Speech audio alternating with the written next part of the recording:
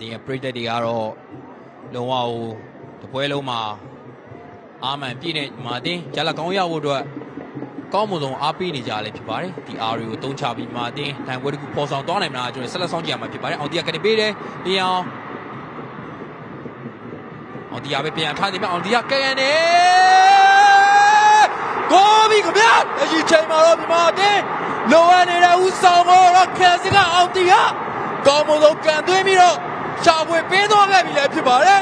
တကယ်ကိုလှပတေးတလုံးနဲ့ကန်ချက်တစ်ခုတော့ကျွန်တော်တို့မြင်တွေ့ခဲ့ရတာလည်းဖြစ်ပါတယ်အောင်တီရလာတဲ့ခွင့်ရေးကိုဖေးခြင်းနဲ့ညာခြင်းနဲ့ကောင်းမွန်ဆုံးဆုံးသက်ပြီးတော့မာတင်ရဲ့ပရိသတ်တွေလိုအပ်နေတဲ့စောင့်မျှော်နေတဲ့သွင်းကိုတစ်ခုတော့အောင်တီရရှာဖွေပေးသွားနိုင်ခဲ့ပြီလည်းဖြစ်ပါတယ်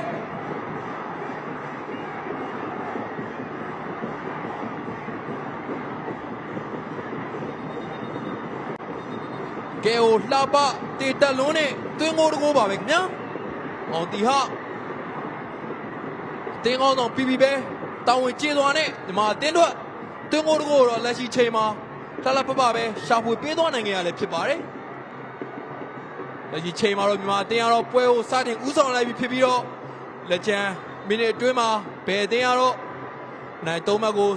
ရယူသွားနိုင်မလဲကျွန်တော်တို့ရင်ခုန်သွားဆက်တော့လို့ဖေးထားခြင်းမရှိတာပဲဖြစ်ပါတယ်အထူးပိုင်းတို့ပေးထားတယ်မှာတင်းမဲ့လင်းရောင်ဒီရောတို့ပေးထားတယ်ကောင်းတိုင်းတယ်ကိုပြန်ပြီခင်ဗျာအကြီးချိန်မှာတော့ဒီမှာတင်းဒုတိယမြောက်ဦးဆောင်ဖို့ယာယူသွားနိုင်ခဲ့ပြီလည်းဖြစ်ပါတယ်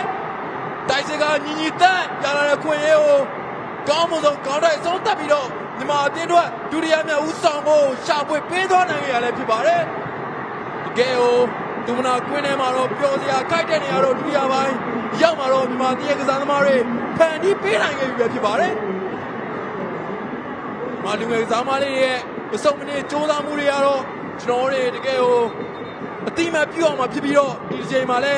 လင်းရောင်ရဲ့ဖန်တီးပေးဖို့ကိုညီတက်ဒီမှာမရှိဆုံးတက်ပြီးတော့မြန်မာတင်းတို့ဒုတိယမြောက်ဦးဆောင်ဖို့ရာယူသွားနိုင်ခဲ့တာပဲဖြစ်ပါတယ်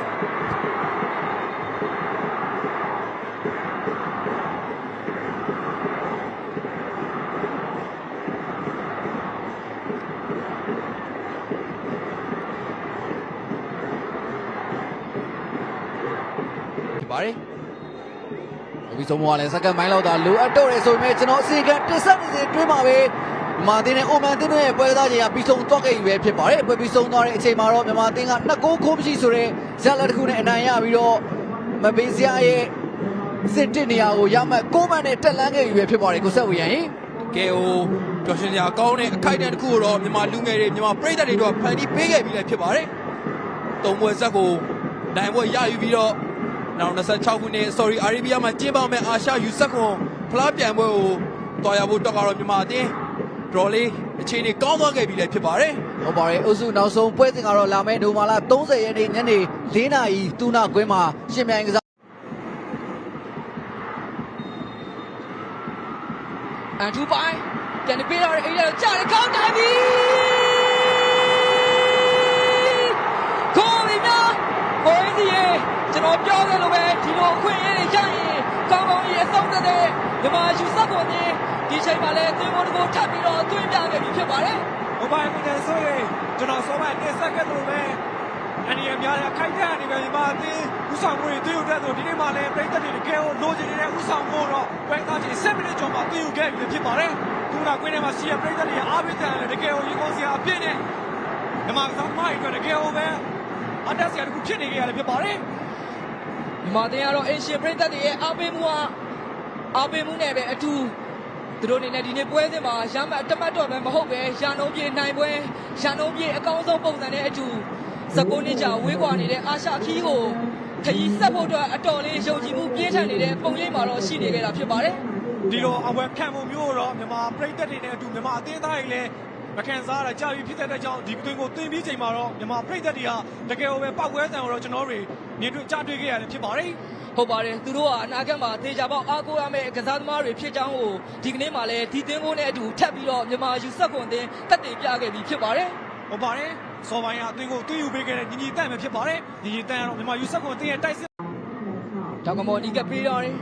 မာတင်ပဲအန်ထူပိုင်းလက်ကမ်းပြီ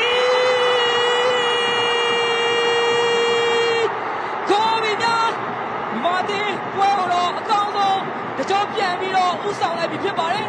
ဒီနေ့မှာထပ်တူအောင်ပွဲခံဖို့အတွက်ထပ်တူပျော်ရွှင်ဖို့အတွက်သူ့နောက်ကွင်းတဲ့အထိအင်တိုင်းအားတိုင်းရောက်ရှိနေတဲ့ပြည်သက်တွေအတွက်ဒီနေ့မှာအမောပြေအတွင်းကိုတော့ထပ်ပြီးတော့မြင်တွေ့ခဲ့ရပြီဖြစ်ပါတယ် ဟုတ်ပါတယ်ဒီမှာအသင်းကတော့သူတို့ရဲ့အားတာတဲ့တောင်းပန်မောတွေအမြင့်မောတွေနေပဲဒီချိန်မှာတော့ရရှိလာတဲ့တောင်းပန်မောတွေပဲဥဆောင်ကိုထပ်မံတွေ့ယူသွားနိုင်ခဲ့ပြီလည်းဖြစ်ပါတယ်ဒီမှာအသင်းကသူတို့အနေနဲ့တကယ်အားတာတဲ့အနေထားအနေသုံးချနိုင်တဲ့အသင်းဖြစ်လေရည်တည်နေခဲ့ရဖြစ်လို့ဒီနေ့ပွဲစဉ်မှာတော့စီရီယာအသင်းကိုဥဆောင်ကိုတွေ့ယူပြီးတော့ထပ်မံအကောင်းဆုံးပုံစံနဲ့ပဲဥဆောင်သွားနိုင်ခဲ့ပြီလည်းဖြစ်ပါတယ်ဒီချိန်မှာမြေတွေ့ပုံမြေတွေ့နေထားရရတော့ဒီမှာအသင်းရဲ့တင်ကောင်းသောအောင်တရားရဲ့ပါနေမှုကိုလည်းမြင်တွေ့ခဲ့ရတယ်ဖြစ်ပါတယ်။ဒါကြောင့်လို့ဒီမှာအသင်းကဒီနေ့မှာတော့စီးရီးယားအသင်းကိုတကိုးနဲ့ဆက်လက်ပြီးတော့ဥဆောင်ထားနေသေးတယ်ဖြစ်ပါတယ်။စော်ပိုင်းကဝင်းမင်းသက်အနေနဲ့တရားနာတရားရရှိပြီးတော့ထောက်ခွသွားချိန်မှာတော့သူ့အတွက်ဝမ်းသာစရာသတင်းတစ်ကောင်းတစ်ခုလည်းဖြစ်ပါတယ်။အောင်တီဟာရှင်းထုတ်ထားတယ်နော်။ကိုဟင်းကြီးရဲ့ကျွန်တော်တင်ဆက်နေတဲ့ချိန်တွင်းမှာပဲ19နှစ်လောက်ဝေးကွာနေတဲ့တကယ်ကိုပြည်သက်တွေရောကစားသမားတွေရောလိုချင်နေခဲ့တဲ့အာရှဖလားဝင်ခွင့်အိမ်ဘက်ကတကယ်ပဲဖြစ်လာခဲ့ပြီဖြစ်ပါတယ်။ဟုတ်ပါတယ်ကိုကြီးဆိုရင်ပြည်သက်တွေရောကစားသမားတွေရောတကယ်ကိုဝေးကွာနေခဲ့ပြီဖြစ်တဲ့အာရှဖလားဝင်ခွင့်ရောဒီနေ့မှာယူဆကွန်အသင်းဝင်ခွင့်ရရှိသွားခဲ့ပြီလည်းဖြစ်ပါတယ်။တခွင်းလုံးဒီပါ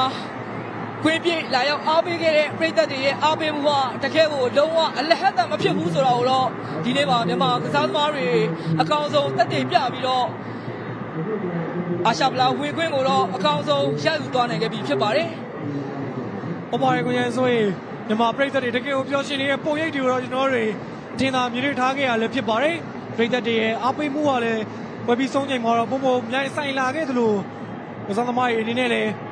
တကယ်ကိုပျော်ရွှင်နေတဲ့ပုံရိပ်တွေကိုတော့ကျွန်တော်တွေမြင်တွေ့ထားခဲ့ရလည်းဖြစ်ပါတယ်။ဒီနေ့မှာရှေ့စပွဲအောင်မြင်ဖို့တမတ်ဖဲလိုတော့တဲ့အခြေအနေတစ်ခုမှာမြန်မာအသင်းတကယ်ပဲတမတ်ကိုရအောင်ယူပြီးတော့ရှေ့စပွဲ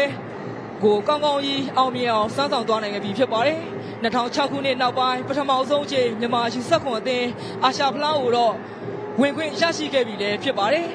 ။ဒါကြောင့်မြန်မာယူဆက်ခွန်အမျိုးသားအသင်းလာမယ့်2026ခုနှစ်ဆော်ဒီအာရေဗျနိုင်ငံမှာကျင်းပပြုလုပ်မယ့်အာရှဖလားပြိုင်ပွဲကိုတော့အကောင်းဆုံးထပ်မံဝင်ရောက်ရှင်းပြိုင်သွားဖို့တော့ရှိနေကြတာဖြစ်ပါတယ်။ဒါကြောင့်လက်ရှိချိန်မှာမြန်မာယူဆက်ခွန်အသင်းအာရှဖလားဝင်ခွင့်ရရှိသွားပါတယ်ဆိုတဲ့အကြောင်းတင်ဆက်ရင်းနဲ့မကြာခင်မှာတော့ကျွန်တော်တို့ရဲ့တိုက်ရိုက်ထုတ်လွှင့်တင်ဆက်မှုတော့ရန်နာသွားတော့မှာလည်းဖြစ်ပါတယ်။ဒီနေ့ပွဲစဉ်ကိုကြည့်ရှုပေးခဲ့ကြတဲ့ပရိသတ်တယောက်ချင်းစီတိုင်းကိုလည်းကျေးဇူးအထူးပင်တင်ရှိပါတယ်ခင်ဗျာ။